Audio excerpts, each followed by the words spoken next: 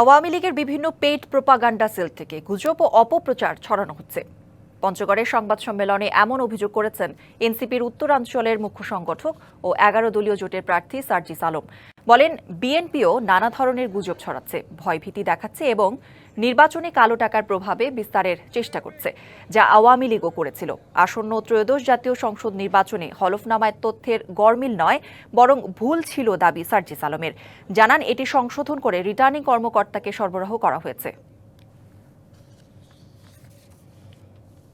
Social মিডিয়ায় কিছু activist রয়েছেন যারা হয় উদ্দেশ্য প্রণোদিতভাবে অথবা কোনো রাজনৈতিক দলের এজেন্ট হিসেবে ইচ্ছাকৃতভাবে কিছু সোশ্যাল মিডিয়া প্রোপাগান্ডা করছে। রাজনৈতিক দল হিসেবে হেয় প্রতিপন্ন করা, প্রার্থী হিসেবে জনগণের সামনে বিতর্কিত করা, কিংবা জুলাই অভ্যুত্থানে যারা বিভিন্ন সময় নেতৃত্বের জায়গা ছিল, সমন্বয়ের জায়গা ছিল, তাদেরকে প্রশ্নবিদ্ধ করে কিভাবে আবার আওয়ামী লীগকে প্রাসঙ্গিক করা যায় সেই অপচেষ্টাটা করা হচ্ছে।